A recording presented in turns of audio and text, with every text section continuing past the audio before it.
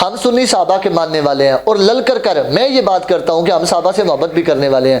کسی بندے کو یہ جرت نہیں دی جا سکتی کہ وہ صحابہ کرام پر کوئی طعنہ کرے یا ان کی شان میں بے ادبی کرے. میں نے کہا حضرت بریلوی رحمۃ اللہ تعالیٰ علیہ نے تو شیخین کریمین کے بارے میں یہ بات لکھی. آپ فرماتے ہیں جو ابو بکر عمر کو گالی دے فرمایا وہ بندہ بھی مسلمان کوئی نہیں. اور اس پر فرمایا کہ جو حضرت علی المرتضیٰ کو افضل بتائے، کس پر؟ حضرت ابو بکر اور حضرت عمر سے افضل بتائے، فرمایا وہ بد مذہب ہے، بے دین ہے، فرمایا وہ گمراہ ہے، فرمایا اس کے پیچھے نماز بھی نہیں پڑھنی ہے، فرمایا اگر پڑھ لی تو گناہ کیا، دہرانی واجب ہے. یہ اعلی حضرت نے فتویٰ دیا. میں نے کہا صحابہ کرام کی محبت امت پر واجب ہے. اور پھر ان میں سیدنا صدیق اکبر کی ذات سرکار جان عالم کی حدیث پاک موجود ہے. سرکار نے فرمایا حب ابی بکرین واجب علی امتی، سرکار نے فرمایا ابو بکر کی محبت اور فرمایا اس کا شکر فرمایا میری امت پر واجب ہے. یہ سرکار جان عالم یہ بات بیان فرما رہے ہیں. پھر آج لوگ سیدنا صدیق اکبر کے ایمان کے بارے میں شک کرتے ہیں. میں نے کہا کسی کی جرت ہے سیدنا صدیق اکبر کے ایمان میں شک کرے؟ میں نے کہا سیدنا صدیق اکبر کا ایمان تو اتنا افضل اور اعلیٰ ہے. سرکار جان عالم کی حدیث پاک موجود ہے.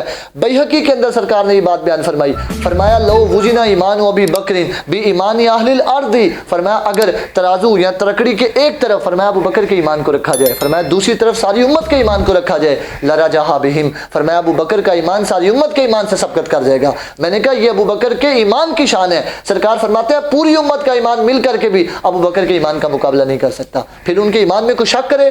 میں نے کہا اللہ رب العزت نے قرآن پاک کے اندر یہ بات بیان فرمائی، فرمایا وَسَيُجَنَّبُهَا الْأَتْقَى، فرمایا جو سب سے زیادہ متقی ہے نا، فرمایا اللہ نے اس کو جہنم سے دور کر دیا ہے. میں نے کہا مفسرین میں اعلیٰ حضرت فرماتے ہیں مفسرین کا اس بات پر اجماع ہے کہ اس آیت مبارکہ سے مراد جس ہستی کی لی گئی ہے، فرمایا جس کی شان میں اتری ہے، فرمایا وہ سیدنا صدیق اکبر کی ذات ہے. میں نے کہا جو اتقا سب سے متقی ذات ہے وہ سیدنا صدیق اکبر کی ذات ہے، اور لوگ ان کے ایمان کے بارے میں شک کرتے ہیں.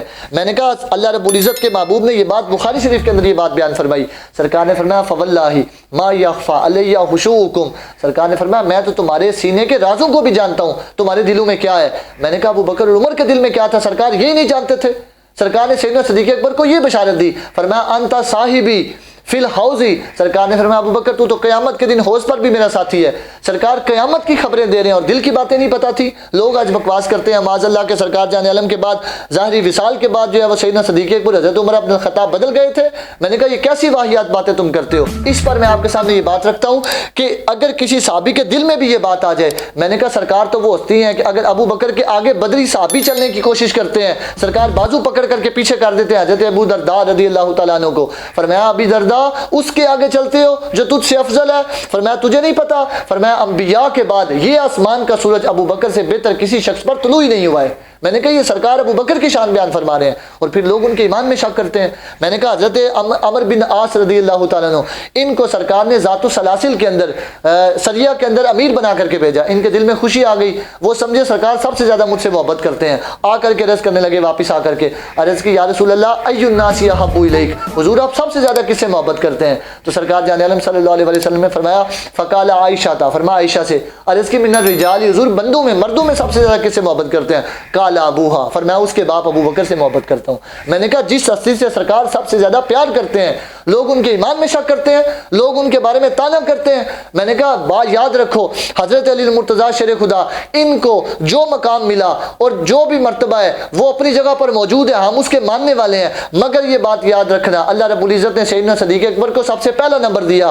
حدیث پاک موجود ہے، سرکار جان عالم صلی اللہ علیہ وسلم حضرت علی المرتضیٰ سے فرماتے ہیں علی میں نے 3 مرتبہ اللہ کی بارگاہ میں تیرے متعلق سوال کیا کہ تجھے مصلی پر کھڑا کر دوں، تو اللہ رب العزت نے تینوں مرتبہ انکار کر دیا.